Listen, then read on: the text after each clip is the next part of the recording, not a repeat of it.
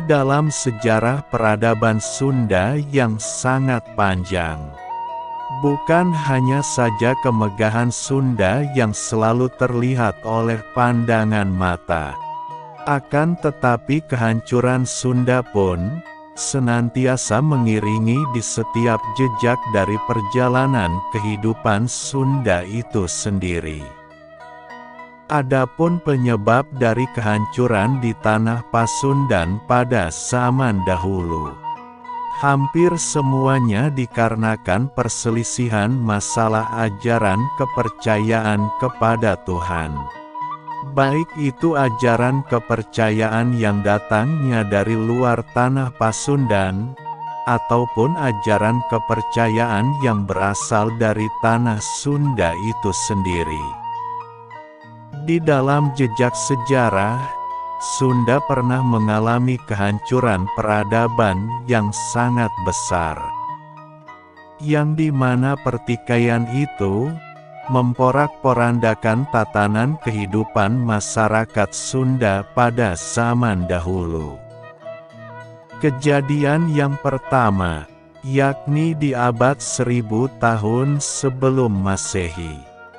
Tempat kejadiannya yaitu di ibu kota Sunda pada saat itu, yakni di Munjung Agung, atau sekarang bernama Gunung Padang, yang dimana pada waktu itu, perselisihan terjadi, dikarenakan masuknya ajaran kepercayaan dari luar tanah Pasundan, yaitu ajaran penyembahan kepada matahari, yang dimana pada waktu itu, hampir separuh penduduk Sunda mengikuti ajaran penyembahan tersebut, dan meninggalkan ajaran kepercayaan nenek moyang Sunda, yaitu menyembah kepada Tuhan yang tidak berwujud, atau kepada hyang.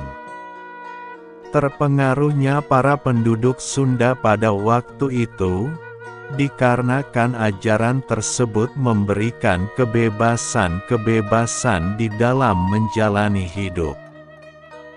Baik itu kebebasan di dalam menyalurkan nafsu birahi, ataupun kebebasan di dalam mencari nafsu duniawi. Bukti dari perilaku ini pun tercatat di kitab batu abadi, yakni di relief Candi Borobudur, yang paling dasar, yaitu di relief Karmawibangga. Adapun kejadian pertikaian itu, berlangsung selama 50 tahun, yakni dari abad 1000 sebelum Masehi, sampai dengan abad 950 sebelum Masehi. Dan pada akhirnya pertikaian itu pun berhenti, dikarenakan bencana alam yang sangat dahsyat di tanah Pasundan. Itulah kehancuran pertama, peradaban Sunda di masa prasejarah. Kemudian pertikaian yang kedua, yakni di abad 350 tahun sebelum Masehi. Begitu pula kehancuran peradaban Sunda pada waktu itu, berawal dari masuknya ajaran kepercayaan, yang datangnya dari luar tanah Pasundan, yaitu dari Sungai Hindi, atau sekarang bernama India, yang dimana pada waktu itu, sebagian masyarakat Sunda banyak mengikuti ajaran tersebut. Adapun metode di ajaran yang datangnya dari luar tersebut, yakni memerintahkan untuk menyembah kepada Tuhan, melalui dewa-dewa, yang sarananya yaitu patung. Sementara di ajaran pribumi Sunda, memerintahkan untuk menyembah kepada Tuhan yang hyang, atau tak terlihat, melalui sarana cahaya, batin, aroma, asap, serta melalui roh halus yang suci. Adapun lamanya pertikaian tersebut, yakni dari abad 350 tahun sebelum Masehi, sampai dengan abad 250 sebelum Masehi, atau hampir 100 tahun, pertikaian itu berlangsung. Adapun berhentinya pertikaian tersebut, setelah datangnya burung yang berkepala manusia, yang gagah perkasa, yang dinamakan Kinara. Kisah ini pun banyak ditulis di relief-relief candi yang ada di Nusantara. Adapun tempat turunnya Kinara tersebut, yakni di kaki Gunung Halimuna, atau sekarang bernama Gunung Halimun. Satu hal yang membuat pertikaian itu berhenti, karena Kinara sendiri mampu mengalahkan kedua pemimpin besar yang selalu bertikai tersebut. Yang pada akhirnya Kinara diangkat menjadi pemimpin utama, yang bergelar Dewa Nagara, bermakna pemimpin besar.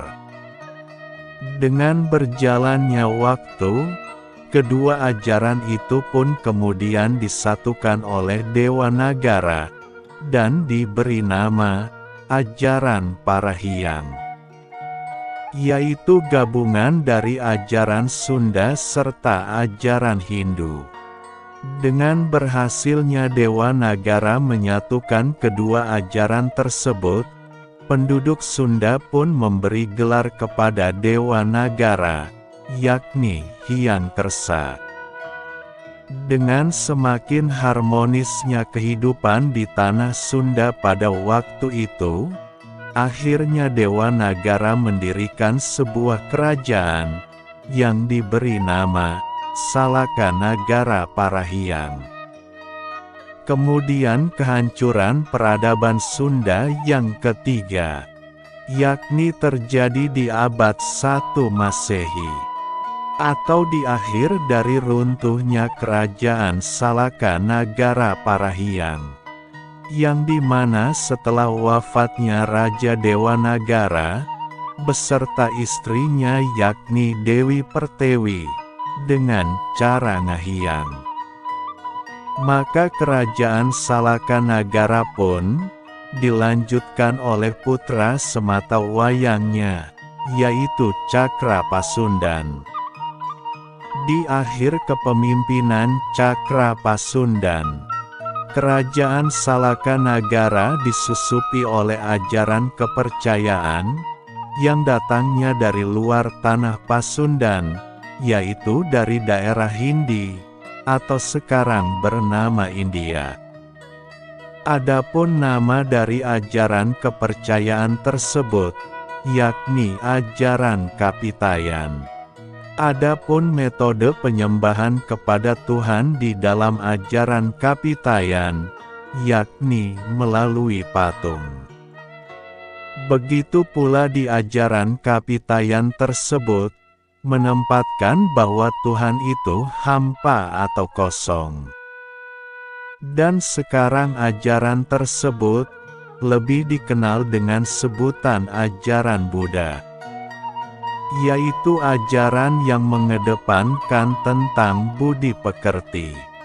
Adapun sumber dari perpecahan tersebut, yakni berawal dari penasehat kerajaan Salaka Nagara Parahiang, yang bernama Eyang Taram, atau orang-orang sekarang menyebutnya Aki Tirem.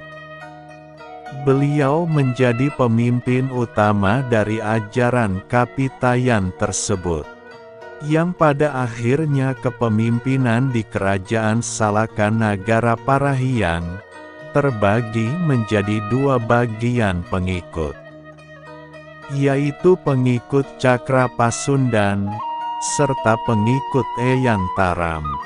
Akan tetapi pertikaian itu tidak berlanjut lama, karena Cakra Pasundan mengasingkan diri ke kaki Gunung Herang, atau sekarang bernama Gunung Salak.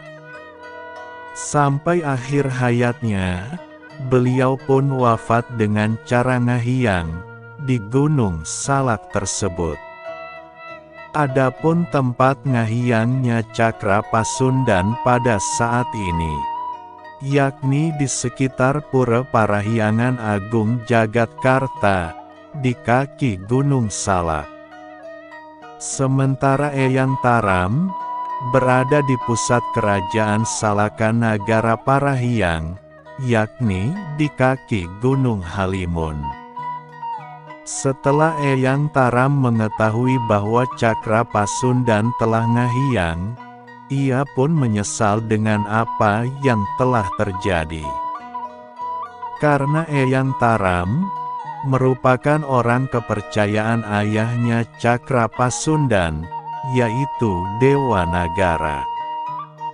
Yang dimana Dewa Nagara sendiri menitipkan Cakra Pasundan untuk dijaga, dibimbing, serta dirawat oleh Eyang Taram. Dengan kebesaran hati, Eyang Taram pun meninggalkan kerajaan Salaka Nagara, menuju Kehanjuran, atau sekarang dinamakan Cihanjuran. Eyang Taram meneruskan kembali kerajaan Salaka Nagara di Hanjuran. Akan tetapi nama kerajaan tersebut berubah dari yang sebelumnya Salaka Nagara Parahyang menjadi Salaka Nagara Taram. Adapun tidak dipakainya nama Parahyang, dikarenakan Eyang Taram sendiri sudah berubah keyakinannya. Dari yang sebelumnya penganut ajaran Parahyang, kini berpindah menjadi penganut ajaran Kapitayan. Meskipun perselisihan kedua pemimpin tersebut sudah berakhir, antara Cakra Pasundan dengan Eyang Taram, namun pertikaian-pertikaian di masyarakat Sunda masih tetap berlanjut. Dan puncak dari pertikaian itu, di saat datangnya pemimpin besar dari daratan Hindi atau India, yaitu Jaya Singawarman. Dan pertumpahan darah pun tidak bisa lagi dielakkan. Akhirnya kerajaan Salaka Nagara Taram dapat dikalahkan, yang pada akhirnya Eyang Taram memasrahkan kerajaan tersebut kepada Jaya Singawarman. Begitu pula putri dari Eyang Taram sendiri dipersunting oleh Jaya Singawarman untuk dijadikan istri. Dan gelar Raja Jaya Singawarman pun menjadi raja di raja. Karena beliau merupakan putra raja di tanah kelahirannya, yakni India. Begitu pula nama kerajaan Salaka Nagara Taram berganti menjadi Kerajaan Taramna Nagara, yang artinya dimulainya negara. Dengan berjalannya waktu, meskipun raja di Raja Jaya Singawarman telah berhasil menyatukan penduduk Sunda pada saat itu, namun riak-riak kecil masih tetap terjadi, yang pada akhirnya raja di Raja Jaya Singawarman pergi dari tanah Pasundan menuju ke Pulau Borneo, atau sekarang bernama Kalimantan. Beliau pun di tempat barunya itu mendirikan kerajaan, yakni Kerajaan Kutai Kartanegara, dan bergelar Raja Mulawarman. Sementara Kerajaan Taramna Nagara dipasrahkan kepada Eyang Taram dan juga kepada putranya, yakni Darmayawarman. Dan akhirnya Kerajaan Taramna Nagara berganti nama menjadi Tarumanagara. Itulah sekelumit dari pertikaian di tanah Pasundan di zaman prasejarah.